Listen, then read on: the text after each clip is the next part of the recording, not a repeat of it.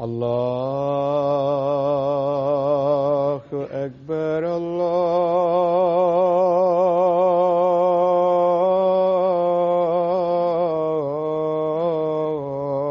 الله أكبر الله أكبر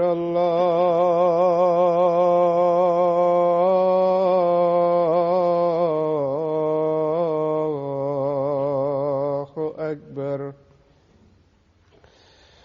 أشهد أن لا إله إلا الله. أشهد أن لا إله إلا الله.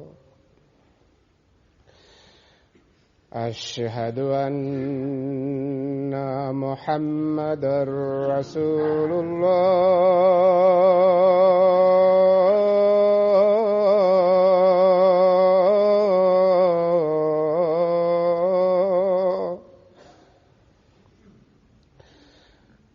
أشهد أن محمدًا رسول الله. حي على الصلاة.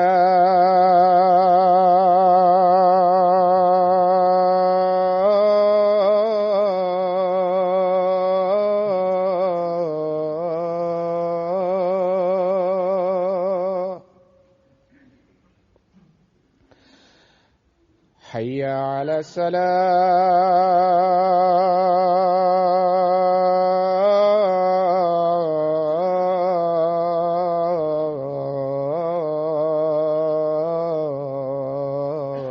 الصلاة. حي على الفلاح.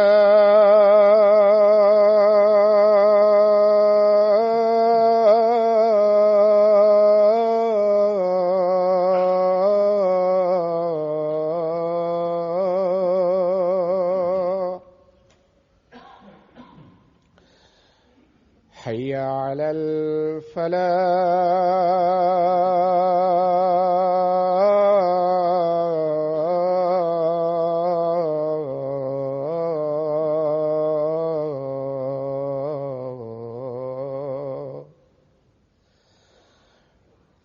الله أكبر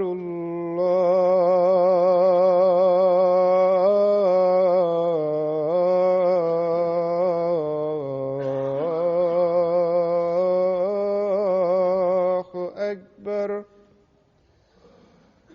لا إله إلا الله.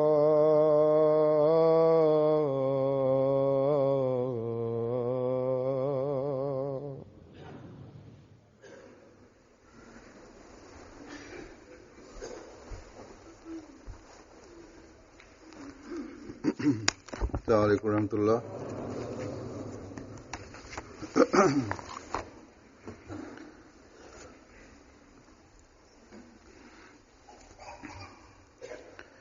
أشهد أن لا إله إلا الله وحده لا شريك له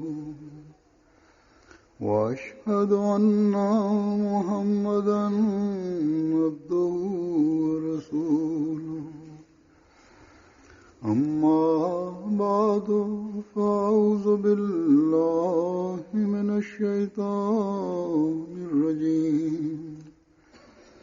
بسم الله الرحمن الرحيم. الحمد لله رب العالمين الرحمن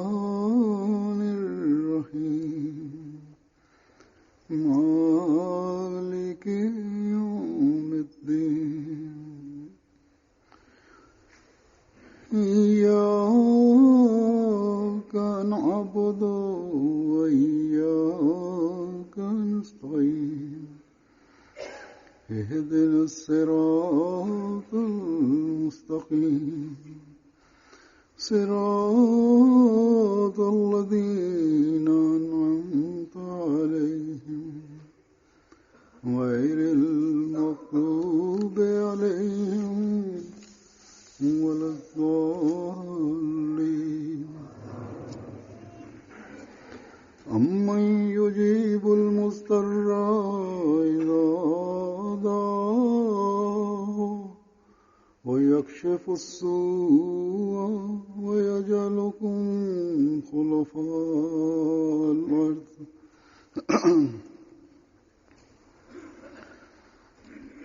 أإله مع الله قليلا ما تذكرون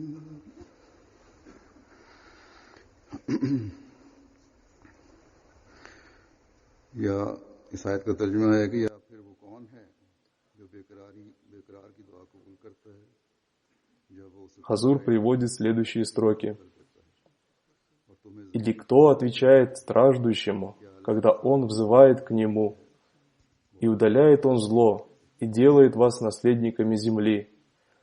Разве какой-то иной Бог наряду с Аллахом превыше Аллах того, что они приобщают к Нему?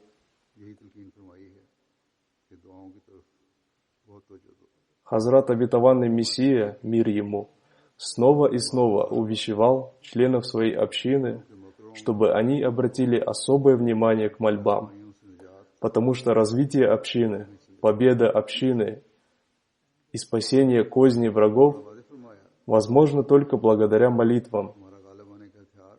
Он четко и ясно изрекал, что единственным оружием для нашей победы является только мольба. Так что, если мы хотим увидеть свое развитие в любой области, то это возможно только благодаря мольбам, и одержать победу над врагами можно только благодаря мольбам. Так что, если нам известно, насколько важна мольба, мы должны уделить ей особое внимание. Мы должны посмотреть на то, насколько много мы обращаем внимание к мольбам, чтобы достичь этой цели. Каждый из нас может проанализировать себя, посмотрев на свое состояние.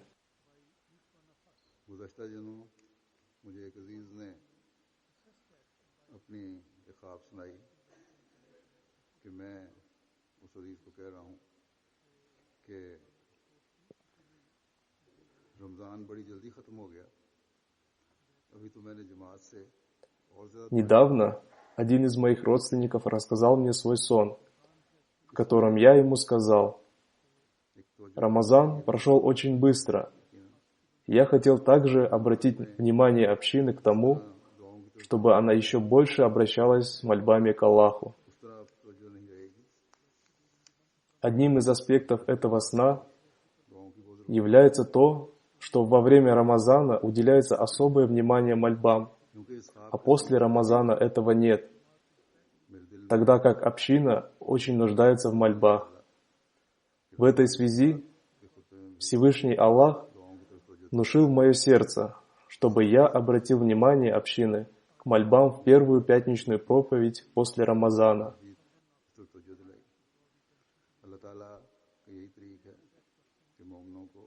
И поэтому сон этого человека является поддержкой, внушенного мне Аллахом. Его сон еще больше обратил мое внимание к этому.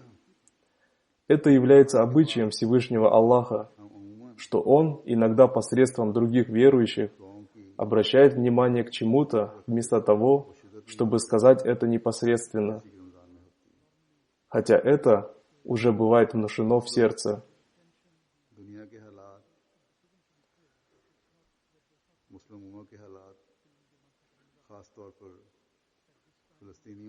После Рамазана мы обычно не уделяем так много внимания мольбам, как это бывает в течение Рамазана.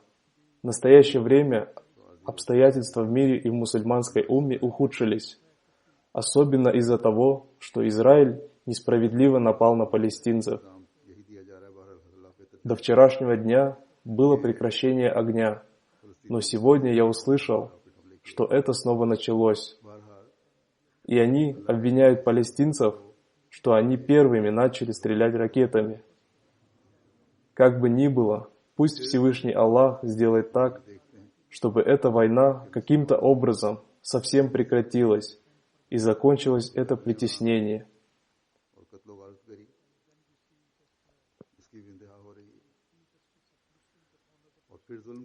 И затем мы видим, что отсечение голов друг друга у мусульман достигло предела.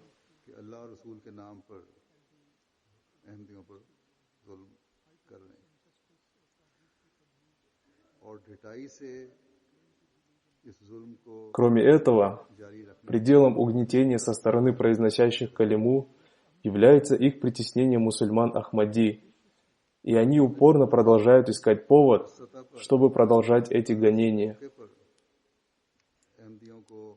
И время от времени они делают заявление об этом.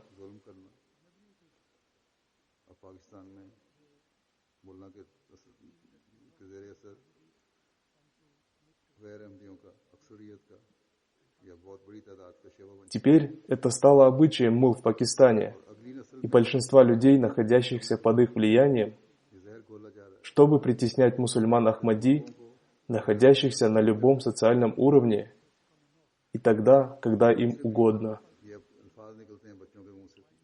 И они внушают этот яд в умы детей следующих поколений, которые теперь тоже произносят такие слова, что Ахмади являются кафирами, и убивать их дозволено, хотя они еще не понимают, что такое религия и что такое религиозная вражда.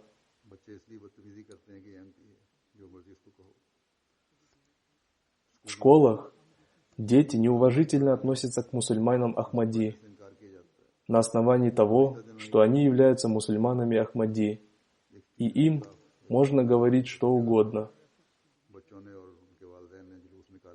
Против них начинаются кампании, чтобы уволить их из школы, и они отказываются от того, чтобы их учили учителя Ахмади.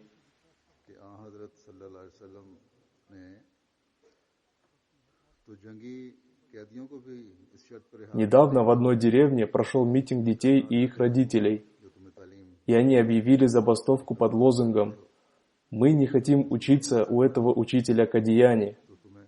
Вероятно, завуч школы или какой-то другой умный человек сказал им, что святой пророк, мир и благословение Аллаха да пребывают с ним, приказал даже освободить военнопленных, воевавших против мусульман, при условии, что они научат читать и писать мусульман.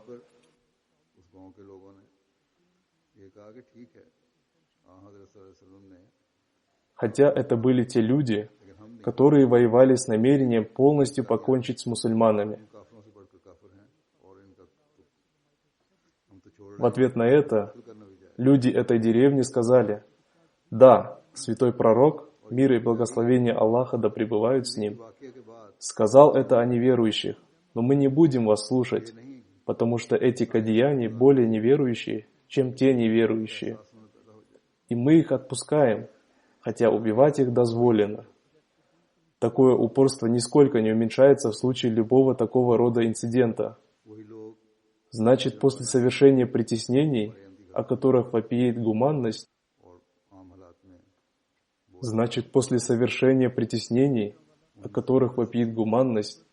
вместо того, чтобы появился какого-то рода стыд, их состояние остается тем же самым. Среди тех людей, которые были соседями наших мусульман Ахмади, пострадавших в Гуджранвале, оказались такие, которые присоединились к нападавшим и стали грабить их дома, хотя до этого они вели себя как друзья. Когда упадок нравственности доходит до такого предела, то ничего нельзя сказать, кроме «Инна лилля».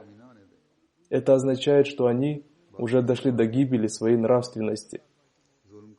Поэтому в период таких испытаний нам необходимо поклоняться Всевышнему Аллаху еще больше, чем раньше. पूरा कर लेते हैं, लेकिन हमने Так что не позволяйте уменьшаться своим мольбам.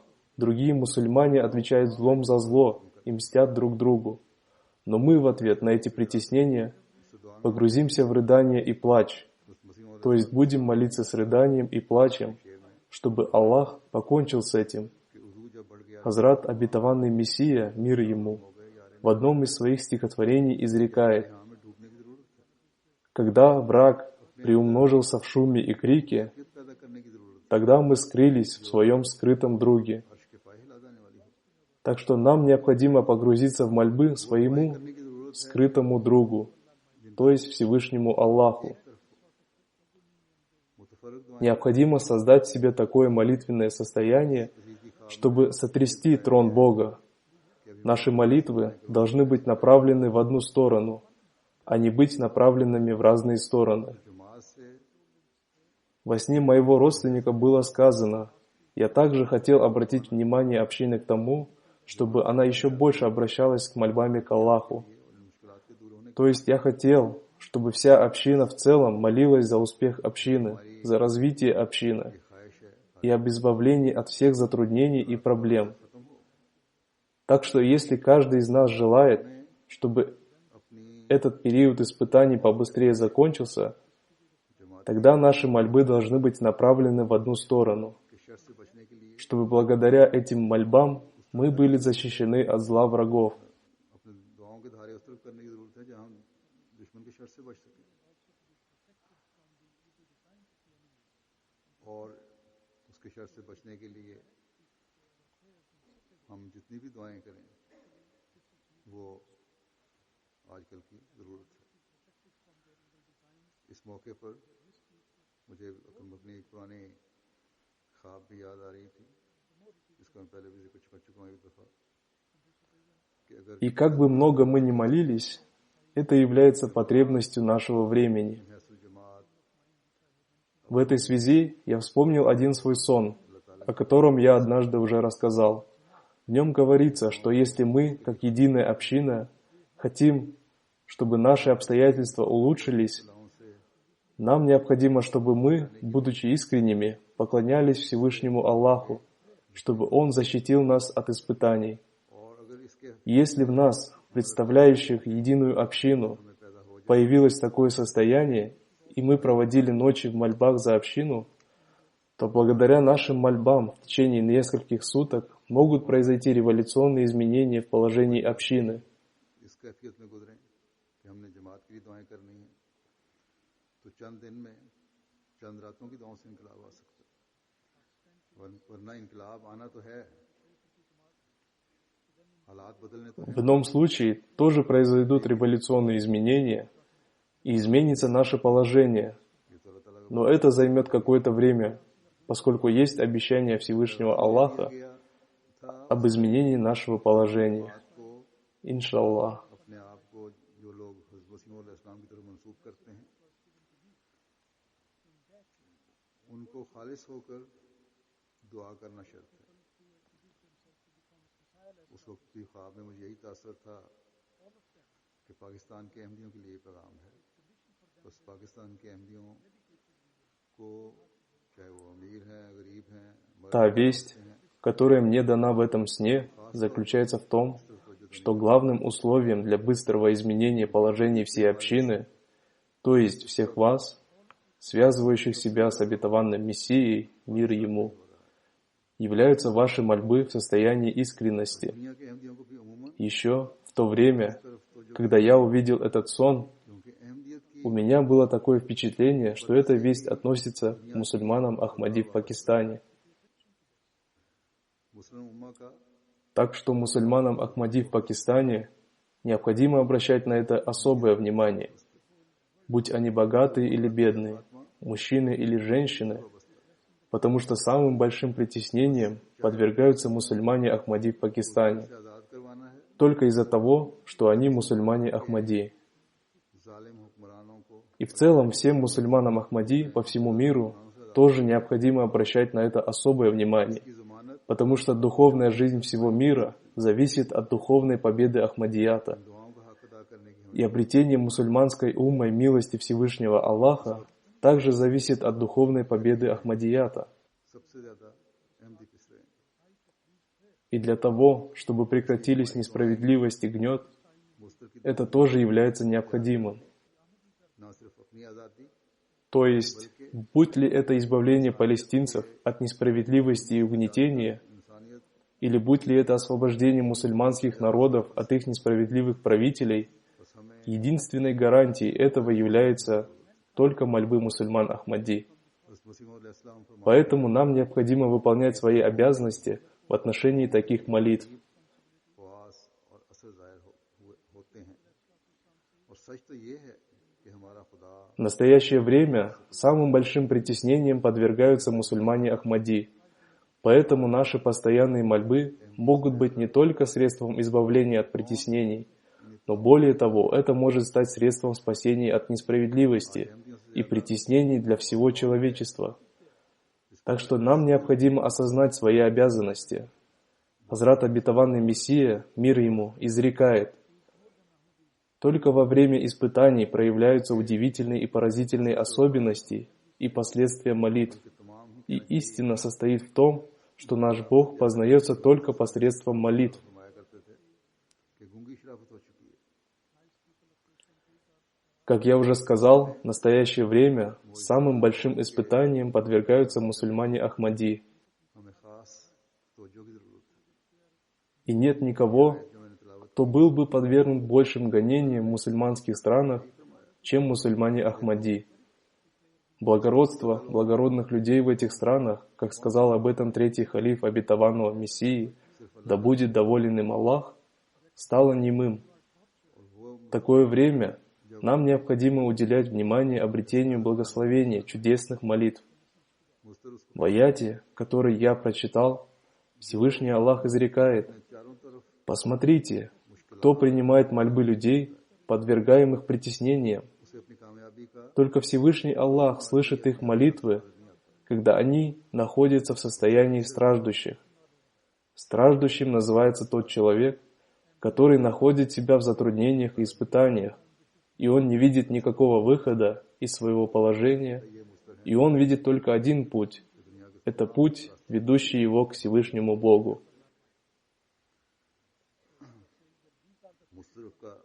मुस्तर का Всевышний Бог как бы говорит: «Ко мне такие страждущие обращаются, которые находят уже все мирские пути закрытыми и запертыми». बल्कि मुस्तर का मतलब Слово «страждущий» не означает такого человека, который, не увидев никакого выхода, начал бы стенать о том, как и куда ему идти.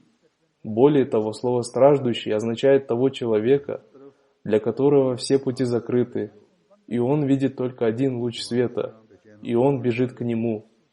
मुस्तर नहीं कहते।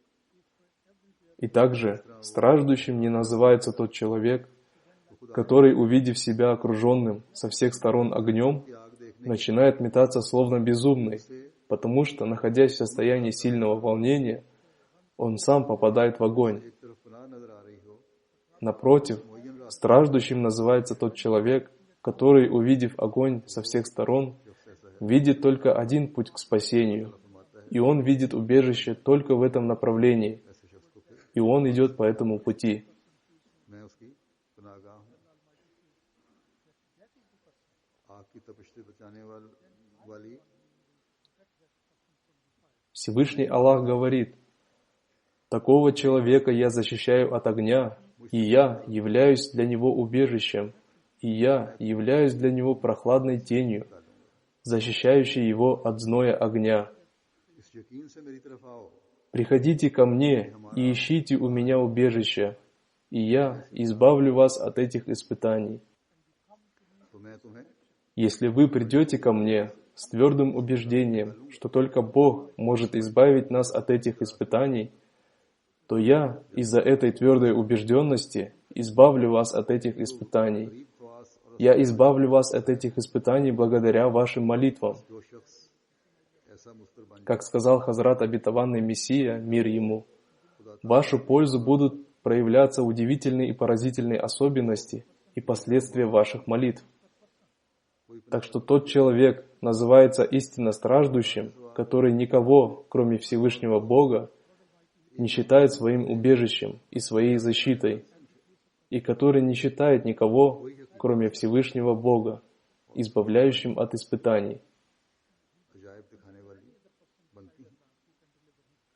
И тогда молитвы такого человека становятся являющими чудеса.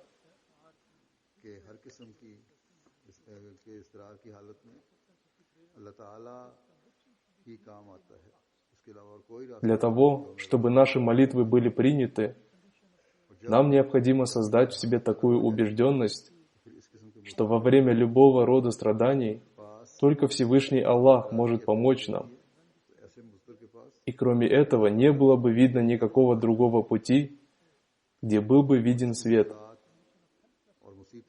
И когда возникает такого рода положение, то Всевышний Аллах, согласно своему обещанию, устремляется к такому страждущему, чтобы избавить его от затруднений и бедствий.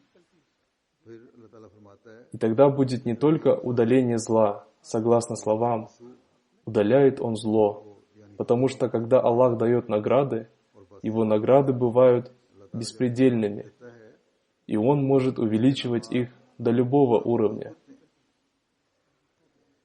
Так что в этом аяте, когда Всевышний Аллах говорит об избавлении верующих от зла, вместе с этим Он говорит и делает вас наследниками земли.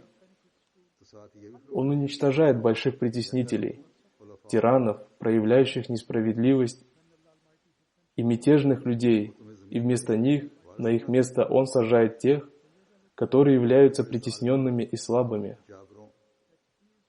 Так что, если с одной стороны Всевышний Аллах избавляет страждущего, услышав его молитву, как на уровне одного человека, то с другой стороны Он избавляет целый народ от испытаний и затруднений, услышав их молитвы.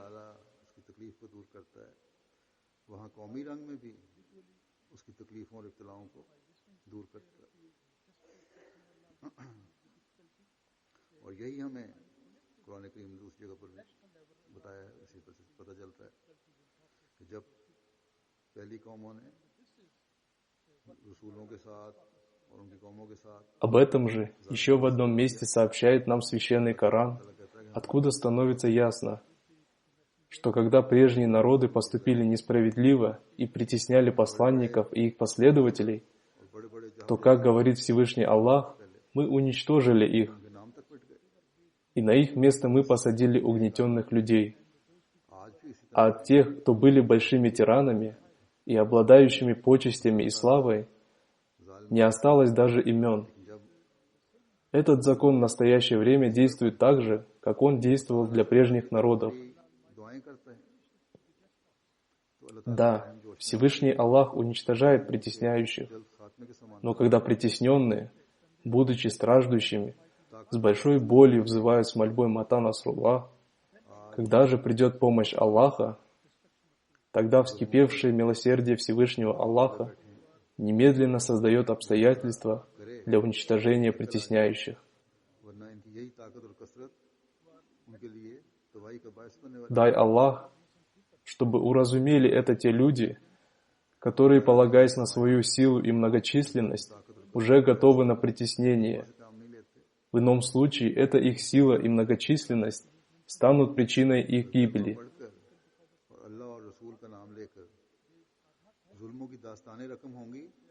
Всевышний Аллах изрекает, что исход тех людей, которые, полагаясь на свою силу и многочисленность, не следуют богобоязненности, бывает дурным.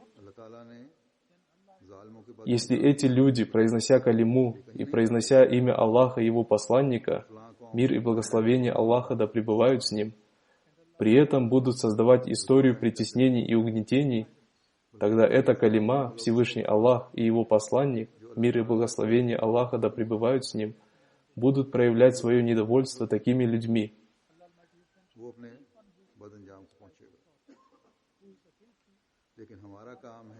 Всевышний Аллах дал весть о плохом исходе притеснителей, И нигде не сказал, что такие-то народы или последователи таких-то религий будут исключены из этого. फिर देखें अल्लाह ताला किस तरह मदद को आता है। हम में से हर एक को ये हालत Кто бы ни погружался в те дела, которые противоречат повелениям Всевышнего Аллаха и в конечном итоге оказываются притеснениями и угнетениями, тот увидит свой дурной итог.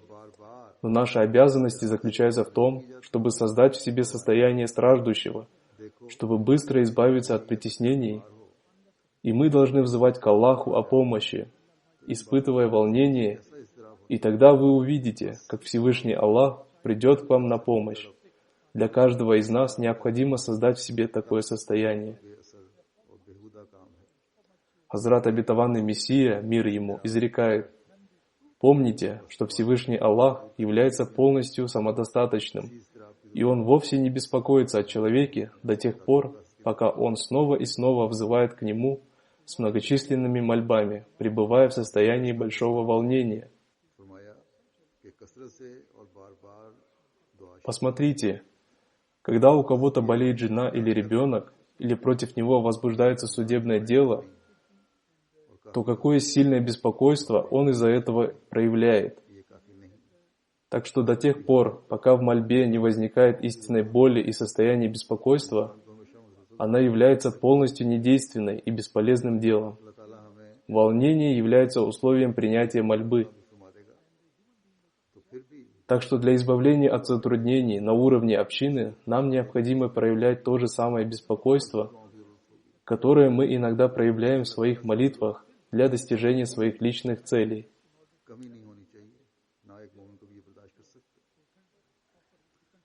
Хазрат Обетованный Мессия, мир ему, сказал, что условием принятия мольбы является многократное взывание с ней к Аллаху снова и снова.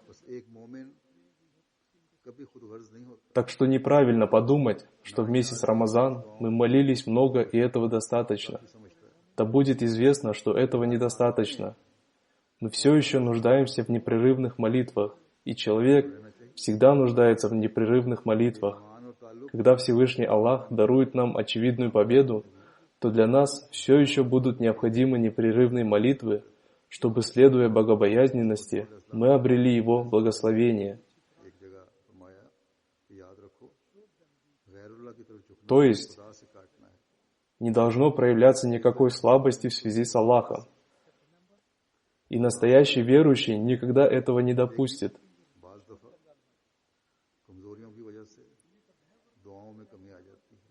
Во время бедствий нам тоже необходимо принятие наших молитв. И также нам необходимо поминать Бога в период облегчения и комфорта. Это значит, что настоящий верующий никогда не может быть эгоистом, и он никогда не считает достаточными временные молитвы и временное сильное желание совершения молитв. Более того, он в любом положении сохраняет связь со Всевышним Богом. И так и должно быть. И такая вера и связь с Богом продолжает показывать настоящему верующему знамение принятия молитвы, также и в обычных ситуациях. Хазрат Обетованный Мессия, мир ему, в одном из своих писаний изрекает: «Помните, что поклоняться кому-то еще помимо Аллаха является разрывом связи с Богом. Настоящий верующий не может даже подумать о том, чтобы разорвать свою связь с Богом.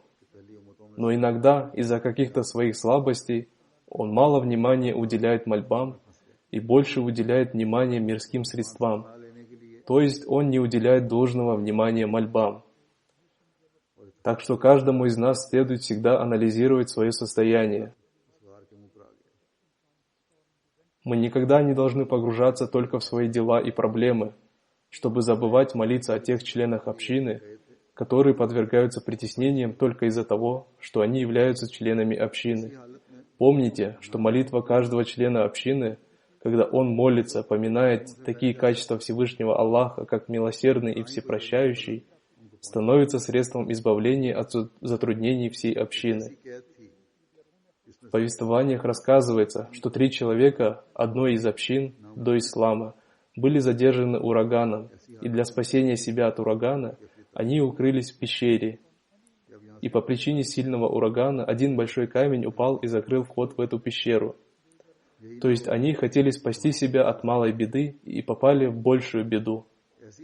Они оказались в этом лесу в таком положении, что невозможно было сдвинуть камень ни благодаря их личным усилиям, ни посредством внешней помощи. То есть они попали в такую ловушку, из которой невозможно было выйти с помощью человеческих усилий. Из-за этого положения в них возникло сильное беспокойство, и они подумали о том, что у них нет никакого пути для выхода отсюда. И они думали о том, чтобы, не дай Бог, чтобы эта пещера стала нашей могилой.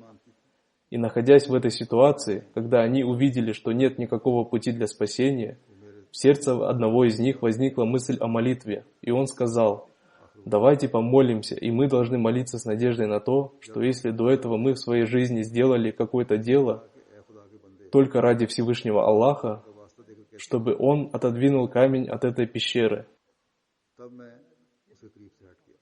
И тогда один из них сказал: «Я очень сильно любил одну девушку из числа своих родственников, и я хотел совершить прелюбодеяние с ней, но она не соглашалась.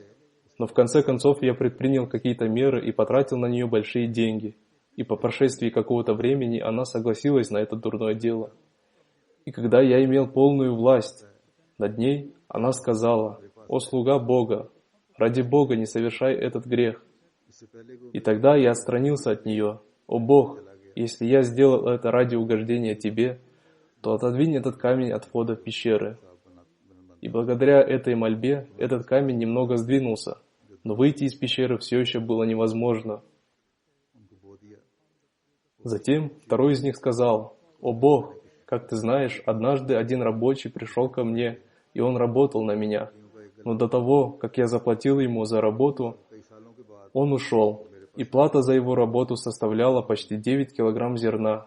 И я посеял эти зерна, и они принесли очень хороший урожай. И благодаря ему я купил скот, который размножился и стал большим стадом коз и овец. И затем случилось так, что через много лет он вернулся ко мне и потребовал плату за свою работу. Я ответил ему: „Это стадо овец и коз принадлежит тебе, уводи его“. Это стадо заняло всю долину. Он сказал: „Я пришел только для того, чтобы взять у тебя плату за свою работу, а ты шутишь надо мной“. Тогда я рассказал ему, что его плату я вложил в бизнес, благодаря чему появилось стадо, и оно принадлежит тебе. И после этого он увел с собой это стадо. О Бог, если я сделал это только ради обретения Твоего довольства, то окажи нам свое милосердие и сделай так, чтобы этот камень отодвинулся от входа в пещеру“. И в результате этого сильная буря отодвинула немного этот камень от входа в пещеру, но выйти из нее было все еще невозможно. И тогда третий человек обратился к Богу с мольбой: „О Бог, ты знаешь, что у меня было стадо коз, и благодаря этому стаду я жил. Со мной жили мои родители, и однажды я вернулся домой со стадом очень поздно, когда мои родители уже спали. У меня была привычка сначала напоить молоком своих родителей и потом детей. Но поскольку я пришел поздно, они уже спали, и я не хотел их будить. Я стоял рядом с ними, держа в руках молоко, чтобы напоить их, когда они проснутся. Мои дети плакали от голода, но я продолжал стоять рядом с своими родителями, держа молоко в руках, чтобы напоить их.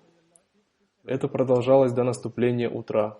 И когда наступило утро, они проснулись, и я напоил их молоком, и затем напоил им свою жену и детей.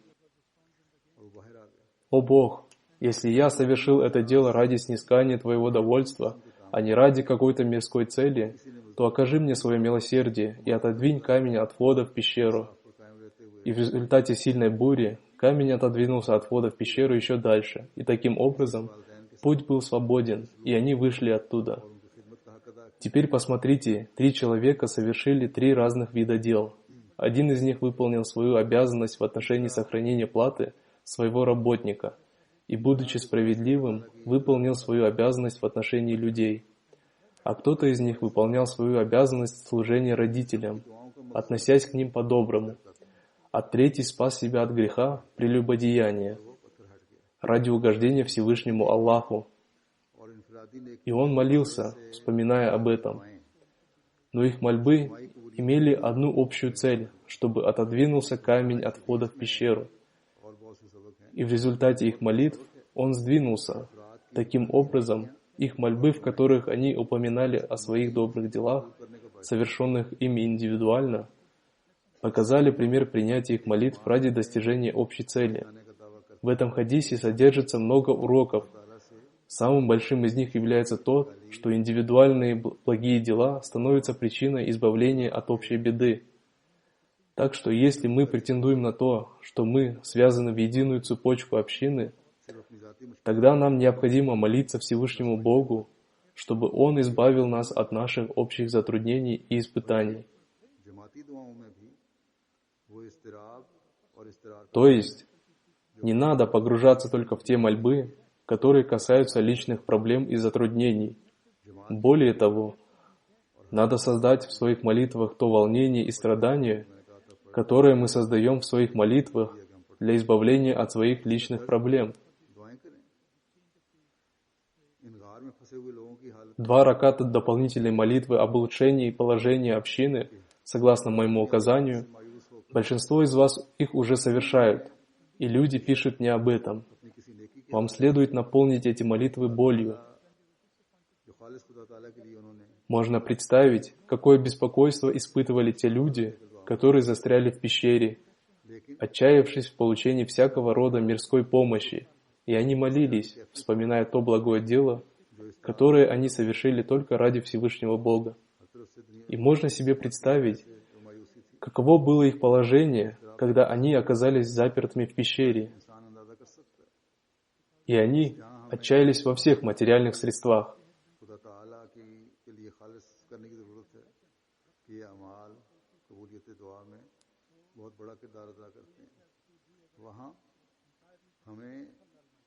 Так что, если с одной стороны нам необходимо совершать свои добрые дела только ради Всевышнего Бога, потому что они играют важную роль в принятии мольбы, то с другой стороны мы должны считать боль общины своей болью. И считая боль общины своей личной болью, нам необходимо молиться со смирением и рыданиями, чтобы избавиться от этой боли. Хазрат Обетованный Мессия, мир ему, изрекает: для принятия молитв очень необходимо, чтобы человек произвел в себе чистое изменение. Если он не может уберечь себя от порочных дел и приступает к границе Всевышнего Бога, то его молитвы становятся бесплодными и недейственными. И затем, обратив наше внимание к мольбам, он изрекает: если вы станете похожими на других людей, то он не будет отличать вас от других. И если вы сами не будете создавать в себе очевидные отличия от них, тогда Бог тоже не будет отличать вас от других. Прекрасным человеком является тот человек, который действует согласно желанию Бога. Но если внешность человека одна, а его внутреннее содержание другое, то такой человек является лицемером, а лицемер хуже, чем неверующий. Прежде всего, очистите свои сердца. Я больше всего опасаюсь относительно этого. Мы не можем одержать победу мечом или посредством какой-то другой силы. Нашим оружием является мольба и очищение сердца. Дай Аллах, чтобы мы смогли произвести чистые изменения в своих жизнях, согласно желанию Хазрата Обетованного Мессии, мир ему, и чтобы мы совершали все свои дела ради угождения Всевышнему Богу. И чтобы мы всегда продолжали прилагать усилия для этого. И чтобы мы смиренно обратили к Нему свое внимание, взывая к Нему с мольбами.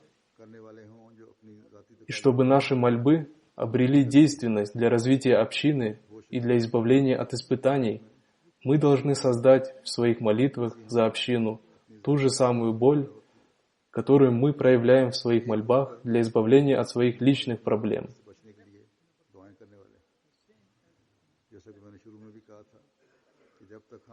Мы должны молиться как единое целое, чтобы защитить себя от зла противников. Как я сказал в начале проповеди, мы не сможем достичь своей цели до тех пор, пока мы, будучи искренними все вместе, как единое целое, не поклоняемся Всевышнему Богу.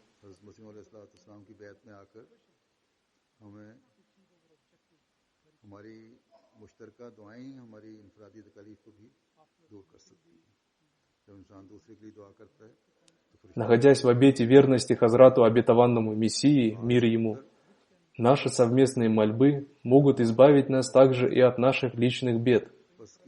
Ангелы молятся за того человека, который молится за другого человека.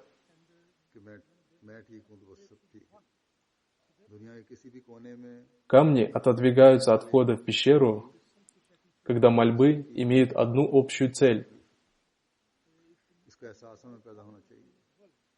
Так что ни один член общины не должен проявлять эгоизм и думать, что если у него все хорошо, то этого достаточно. Боль какого-либо мусульманина Ахмади, живущего в каком-либо уголке мира, является нашей общей с ним болью. У нас должно возникать такое чувство, и для этого необходимо обращать свое внимание к мольбам. То есть не только должно появляться чувство, но и надо молиться об этом. Как сказал в этой связи Хазрат обетованный Мессия, мир ему, это оружие, то есть мольба об очищении сердца, принесет нам победы. Но при этом необходимо помнить также о том, что, проявляя энтузиазм, мы не должны молиться о том, чтобы Всевышний Бог обрушил на них кару и наказание. Более того, мы должны молиться: «О Аллах, если с одной стороны мы молимся Тебе о своих победах и об избавлении от испытаний и затруднений, то с другой стороны мы желаем блага для этих людей, а не желаем их гибели».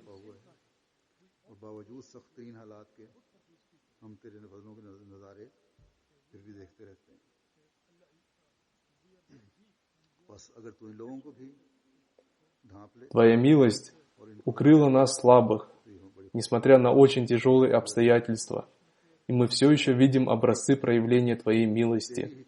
Так что если Ты укроешь этих людей своей милостью, то это для нас и для них будет большим счастьем.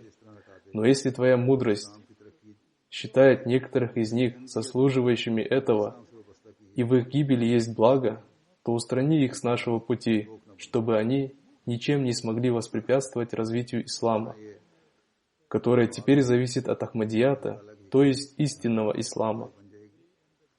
Наша молитва должна быть такой, но мудрость Аллаха будет решать, каким образом принять нашу мольбу. То есть мы должны молиться таким образом, а не молиться только против них. Пусть Всевышний Аллах дарует нам возможность обращаться к Нему с мольбами должным образом.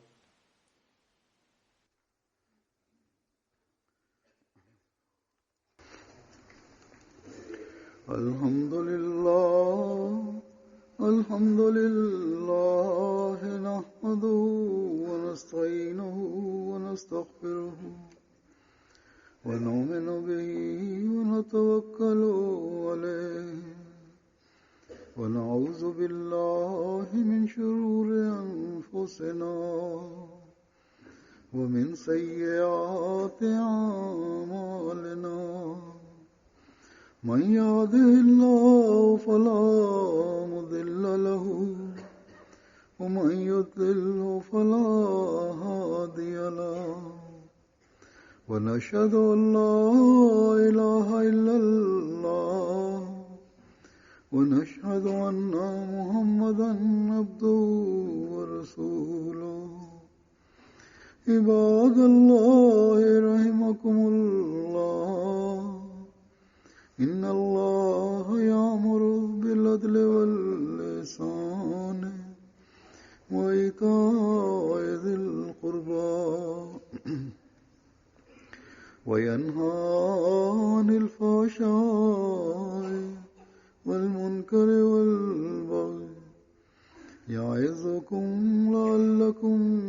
تذكرون اذكروا الله يذكركم وادعوه يستجب لكم ولذكر الله أكبر